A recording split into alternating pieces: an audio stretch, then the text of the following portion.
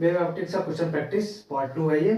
तो पहला क्वेश्चन क्या है, by corpuscular theory applied the phenomena which can be explain, कि जो न्यूटन की जो कॉर्पस्कुलर थ्योरी थी वो कौन से फेनोमेना को एक्सप्लेन कर पाई थी। तो कौन से फेनोमेना को एक्सप्लेन कर पाई थी, रिफ्लेक्शन के फेनोमेना को एक्सप्लेन कर पाई थी। और जो ऑप्शन में दिया गया इंटरफेरेंस, डिफ्रेक्शन, पोलराइजेशन, इन फेनोमेना को एक्सप्लेन नहीं कर पाई थी। तो ये आपका आंसर रिफ्लेक्शन वाला सही होगा और बाकी गलत होगा। फिर बाद में कह रहा है to coherent source of light can be obtained by two different lamps, क्या टू डिफरेंट लैंप से कोहेरेंट सोर्स की लाइट ऑब्टेन कर सकते हैं? नो, बिकॉज इनकी जो क्या नाम है, टू डिफरेंट लैंप की जो फ्रिक्वेंसी होती है वो अलग अलग हो जाएगी। तो इससे हम इसका ये वाला ऑप्शन आपका गलत हो गया। Two different lamp but of same power या डिफरेंट पावर, नो, चाहे सेम पावर हो चाहे डिफरेंट पावर हो, क्योंकि यहाँ पे लैम्प डिफरेंट हो गया। लैम्प डिफरेंट होने पे फ्रिक्वेंसी आपकी डिफरेंट हो जाएगी। तो ये वाला भी ऑप्शन दोनों गलत है। By dividing a wave front, हाँ, by dividing a wave front से हम टू कोहेरेंट सोर्स की लाइट ऑब्टेन कर सकते हैं। ठीक है, कैसे? मान लीजिए ये कोई पॉइंट है, यहाँ से लाइट निकल रही है, ठीक है,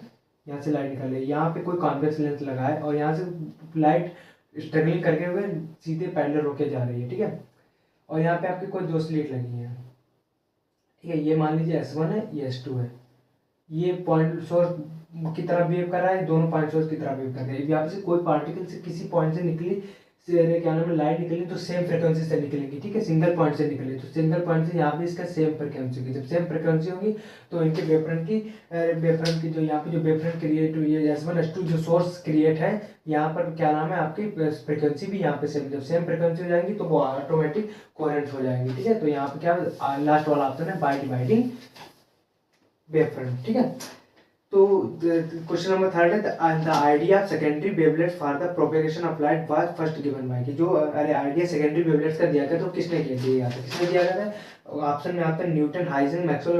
न्यूटन, हाइजन, मैक्सवेल और फर्स्टनर है, तो आपका हाइगन ने दिया था किसका, सेकेंडरी वेवलेट का अरे आइडिया। तो यहाँ का कौन सा ऑप्शन सही होगा? दूसरा ऑप्शन सही होगा, ठीक है।